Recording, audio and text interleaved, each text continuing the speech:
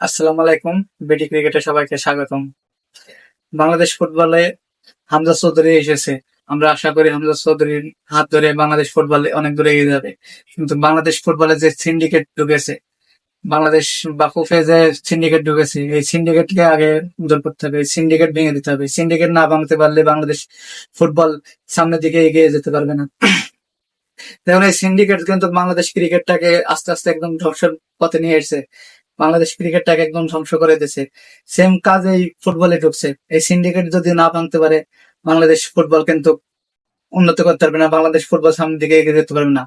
এক হামজা চৌধুরীর দিয়ে কিন্তু ম্যাচ জিতে যাবে না, বা এক হামজা চৌধুরী কিন্তু দলের জন্য ভালো কিছু করতে পারবে না।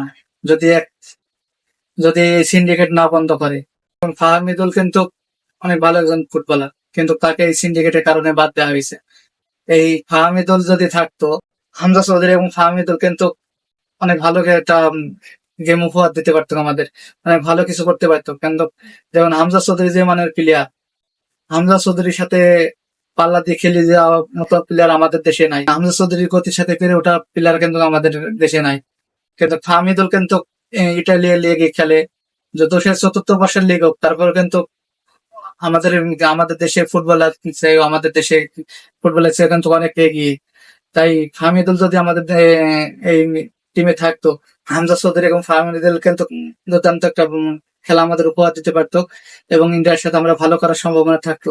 কিন্তু এই সিন্ডিকেটের কারণে, এই সিন্ডিকেটের প্লেয়ারদের সুবিধা দেওয়ার কারণে কিন্তু আমাদের ফাহমিদুলকে বাদ দেওয়া হয়েছে।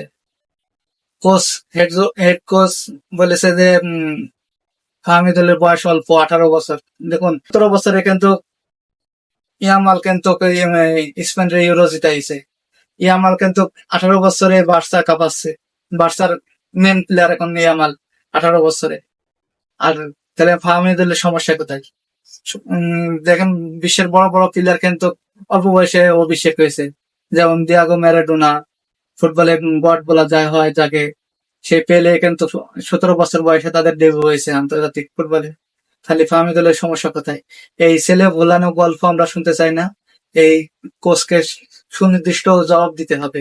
কি জন্য ফাহমিদুলকে দলে রাখা হলো না, কি জন্য দলের বাইরে ফাহমিদুল, এই তার সঠিক জবাবদিহিতা করা লাগবে, এবং বাফুফেকে সঠিক জবাবদিহিতার আওতায় আনা লাগবে।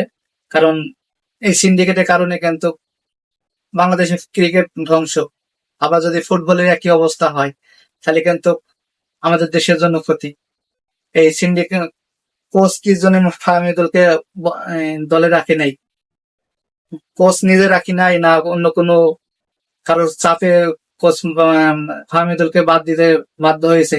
কোচকে এই জবাব দিয়ে এটা করতে হবে। তাই বাংলাদেশের ফুটবল প্রেমীদেরকে সবাই কাছে একটি আহ্বান, বাংলাদেশ ফুটবল টিম ইন্ডিয়ায় উড়াল দেওয়ার আগেই ফাহমিদুলকে কি জন্য বাদ দিল, এর সঠিক জবাবদিহিতা করা লাগবে। এই সঠিক সমাধান এই মুহূর্তে চাই, এবং না হলে বাংলাদেশ ফুটবল কিন্তু ধ্বংসের পথে এগিয়ে যাবে। বাংলাদেশ ফুটবল সামনের দিকে আগাতে পারবে না।